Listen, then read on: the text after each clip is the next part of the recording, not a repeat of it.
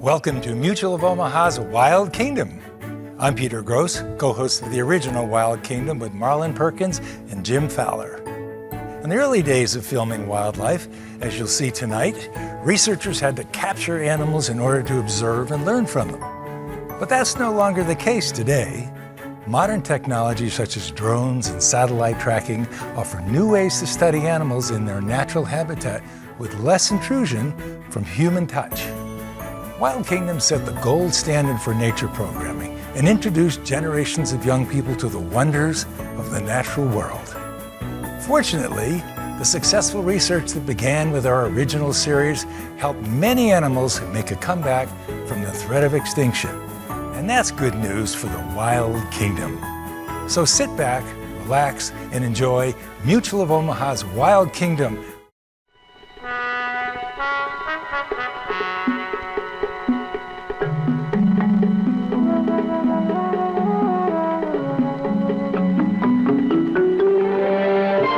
Mutual of Omaha's Wild Kingdom is presented by Mutual of Omaha.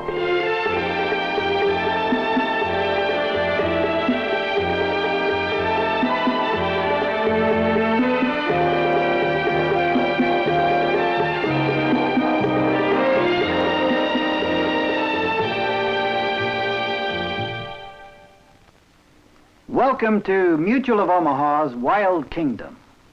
Over the years, we've taken part in many conservation projects, but none seem more urgent than those involving the spotted cats. The jaguar, the ocelot, the leopard, and the cheetah are all disappearing from their range simply because they're hunted so ruthlessly for their pelts. The most critically threatened right now is the cheetah. Every major conservation group considers the cheetah an endangered animal. Some, like the World Wildlife Fund, are so concerned that they feature this beautiful cat in their public appeals for the protection of all vanishing animals. There's no question that something must be done soon if the cheetah is to survive. When Stan Brock and I were invited to join a project designed to help save the cheetah, we accepted at once. The invitation came from scientists of the Kruger National Park and the University of Pretoria in South Africa. It seems that although the cheetah has been decreasing in number throughout its range, there is one place, here in Southwest Africa, where the cheetah population suddenly increased last year. No one knows why it happened, but it did. At the same time, the cheetah population at Kruger Park has not been holding its own. So, the idea was to capture cheetahs here, where there was a surplus, and move them to Kruger, where they had become scarce.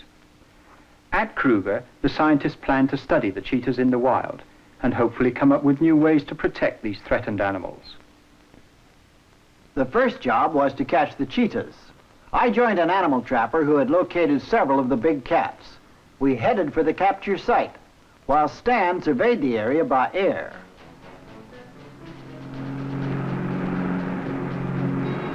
We've made aerial surveys all week, and we've been able to plot the cheetah's movements accurately. The cats follow regular trails through this broken bush country, and our capture plan is to intercept them along one of these often traveled paths. There's something moving below. Wildebeest. These grassy plains are the cheetah's hunting territory, but there's no sign of them today. Ostriches.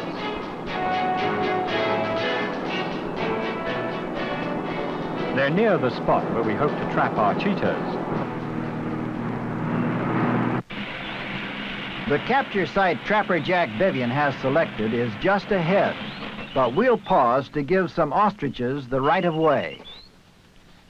We've heard many estimates of the running speed of these flightless birds, and now's the perfect time to clock one.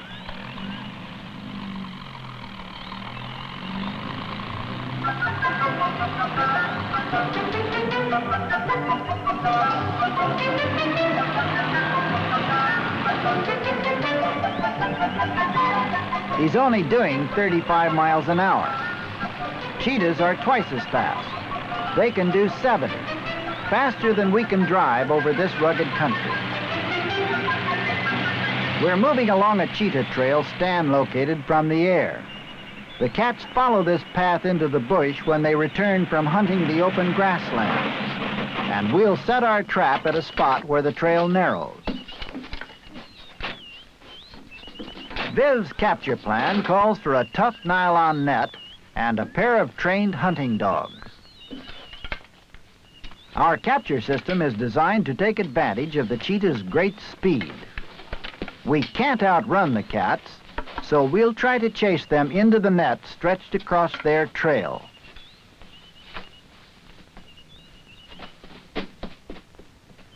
We'll need a net barrier several hundred yards long, too long for the cats to get around easily once they spot it.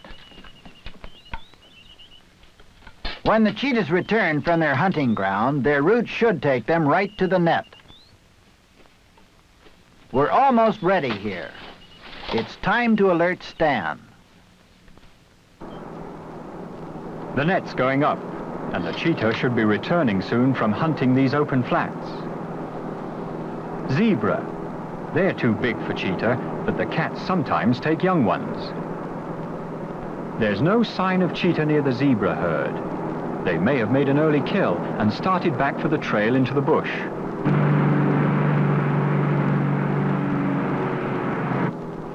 There's what we're looking for. Cheetah. They're heading for the trail into the bush country, but they're early today, earlier than we expected. We'll rendezvous with Stan in a clearing near the head of the trail, but we'll have to hurry to get there before the cats do.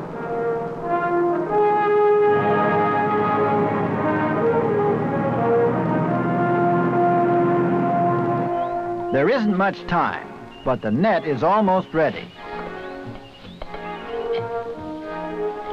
Viv has rigged it on stakes and set at an angle so the net will drop over the cats when they hit it. But there's always the chance the cats may go around, and Viv's tracking dogs are along to trail any cheetahs that get past the net. Everything seems ready. It's time to get rolling.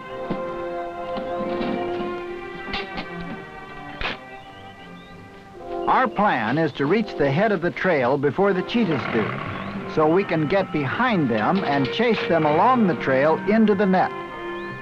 We'll soon know whether the plan works.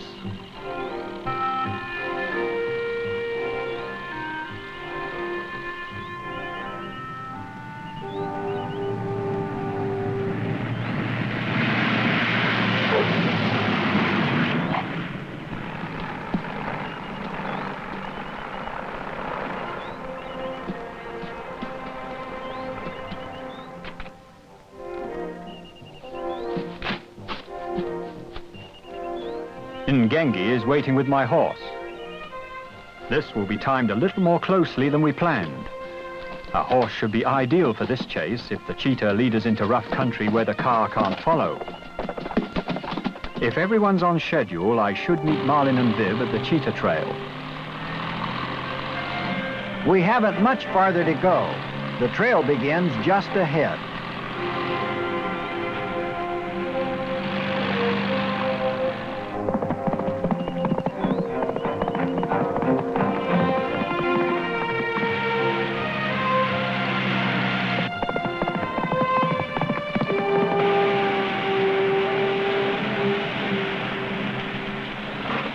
Just in time. There they are, 3 of them. The idea is not to startle them into a run too soon. If we stay far enough behind, the cats won't get nervous and run. We won't push them till we're much closer to the net. Then at the last minute, we'll force the cats into an all-out run, driving them into the net. So far, the plan is working perfectly. Now, if they don't run too soon, the cheetahs should follow the trail to our trap. We had moved into position behind the cheetahs, Now it was time to chase them along the trail that led to the capture net. We'll keep our distance from the cats. We don't want them to start running till we're almost at the net.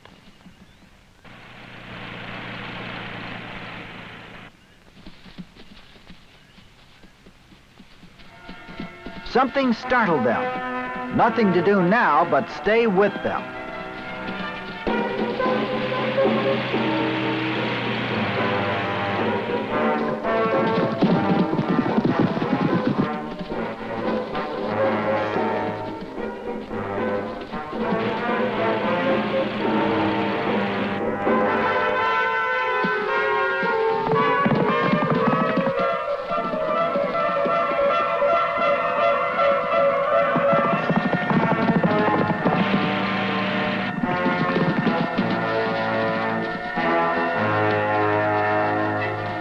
The cats will spot the net soon. We've got to keep the pressure on.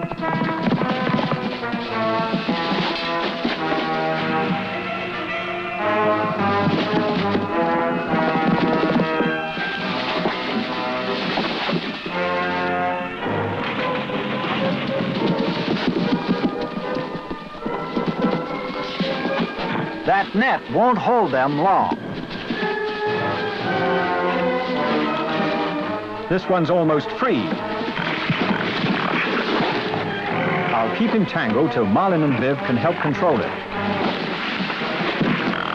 But they've got their hands full too.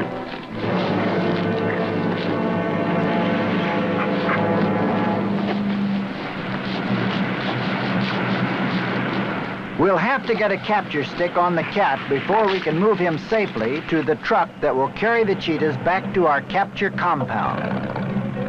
This is a big male, young and full of fight. If I let him stay on his feet, he'll work free of the net.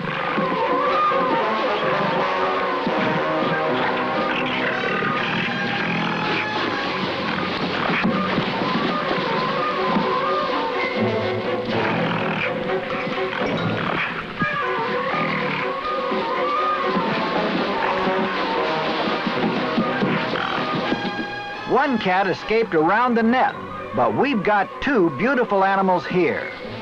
Once they're under control, we'll look for the third.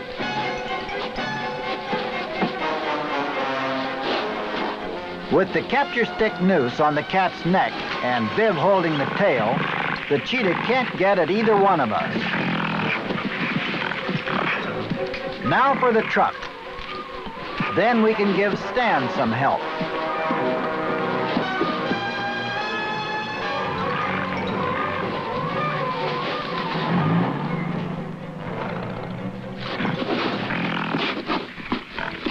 Cats usually tire quickly, but this one's got an amazing amount of stamina, and he's lightning fast.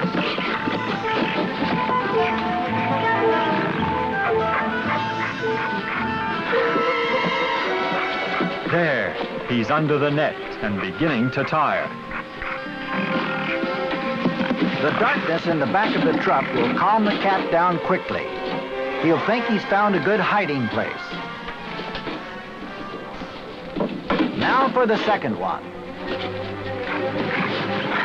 It doesn't look like he's going to give up till he's in the truck.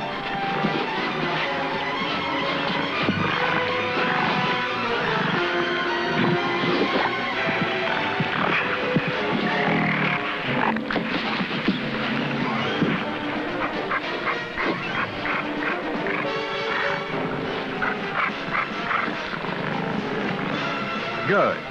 That should make things a little easier.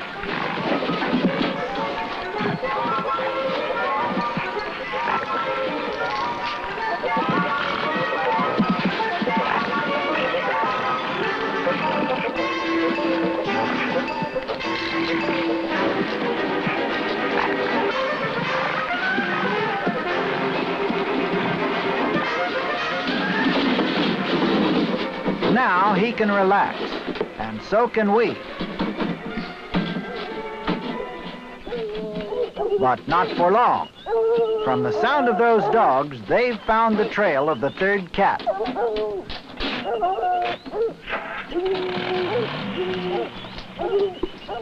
The saddle's loose. What a time for a delay.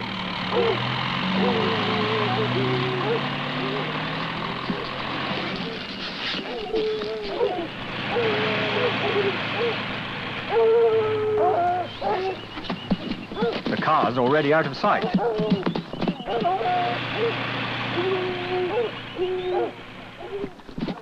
No sign of the car, but the barking is loud and clear.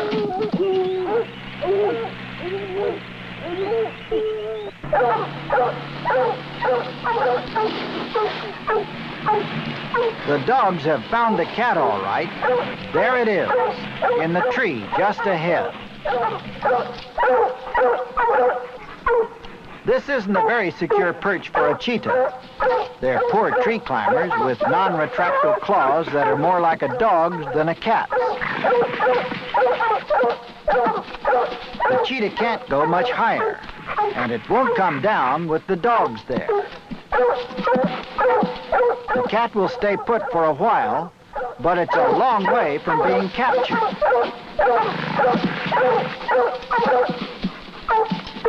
We'll wait for Stan to arrive before going after the cheetah.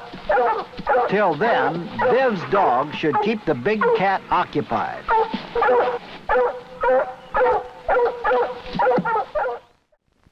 The cheetah was trapped in the tree with the dogs below. But though it was cornered on the tree limb, it was a long way from being captured. Viv has a capture plan, and we're ready to start, now that Stan has arrived.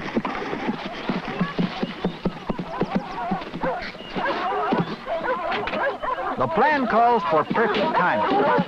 The whole idea is to get the cheetah into the net, and that means forcing the big cat down from the tree.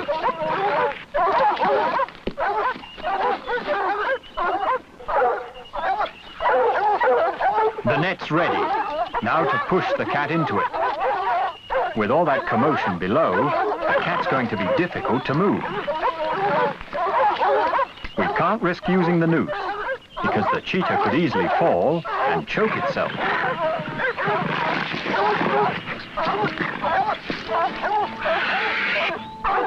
This cat is a female and a big one.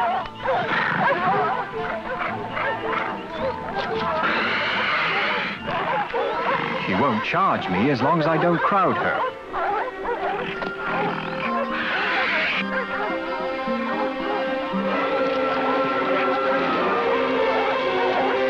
Now's my chance. She's being distracted by the dog.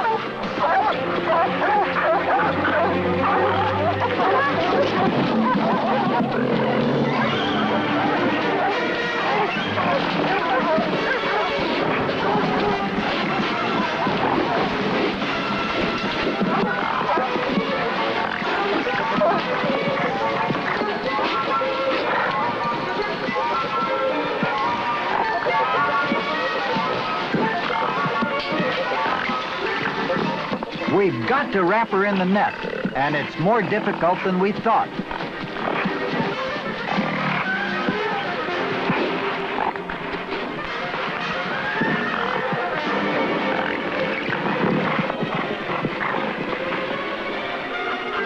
That should do it. She's so tangled up she can hardly move. This is a beautiful, healthy animal. She and the other two cats we captured should do well in their new territory once we relocate them in Kruger National Park.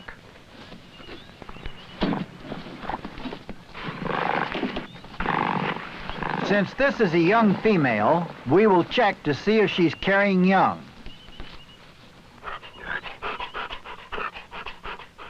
She's not pregnant, but she is nursing young.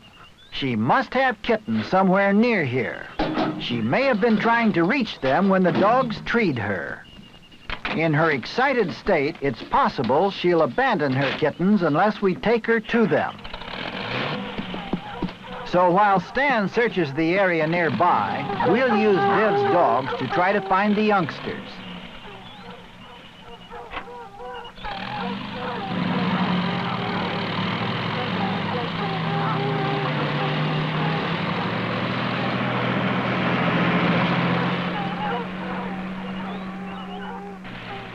The way they're barking, they've found something. We'll just stay with them and see what they're after. There's no doubt they've picked up a scent. All we can do is follow them.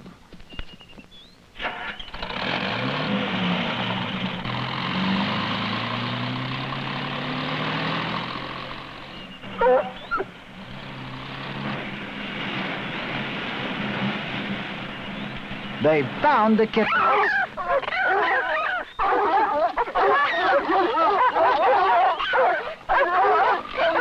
Cheetah kittens are trained to stay put.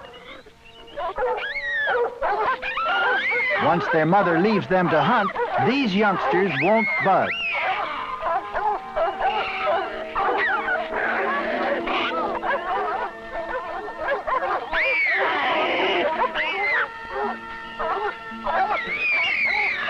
The kittens must be about 8 weeks old, and they're doing a good job defending the hiding place their mother chose for them. But I think we'd better give them a hand.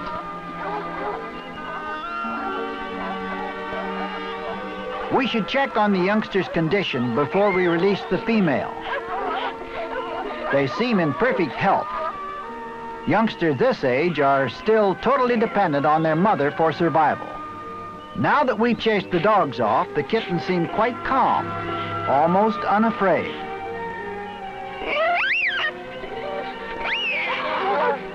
They're still ready to take on all comers. Viv orders the dogs away, and we'll leave the kittens in peace now. These youngsters may still have to get accustomed to us, though. If the female is too excited, she'll abandon them. Then we'll have to take the youngsters with us, because they'd never survive alone. We'll soon know the answer.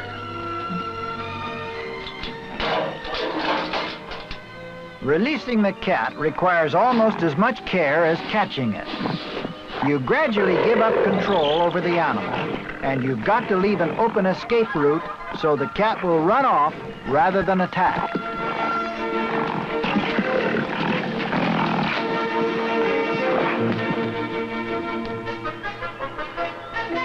Now we'll see whether she runs or stays with her kittens. She's staying with them. Looks like we won't have to adopt the kittens after all.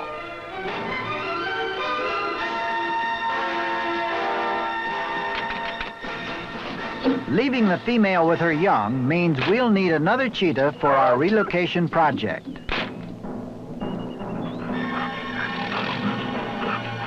Her youngsters are safe now. We've got 2 cheetahs. Now to find one more to take her place at Kruger National Park.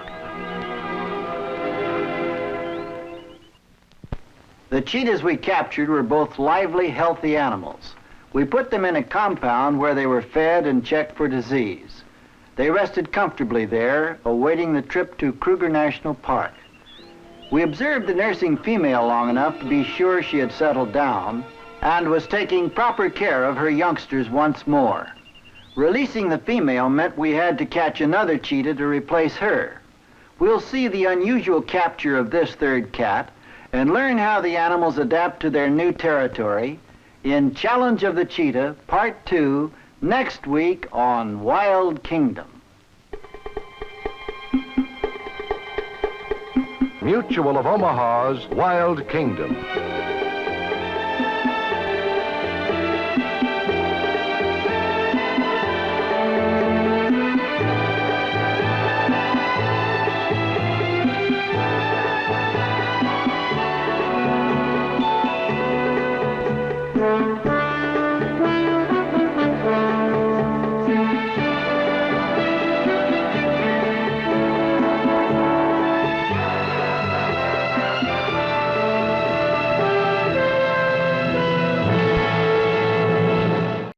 Like what you saw? Follow us on Facebook, Instagram, and YouTube for more exclusive content. And visit our website at wildkingdom.com.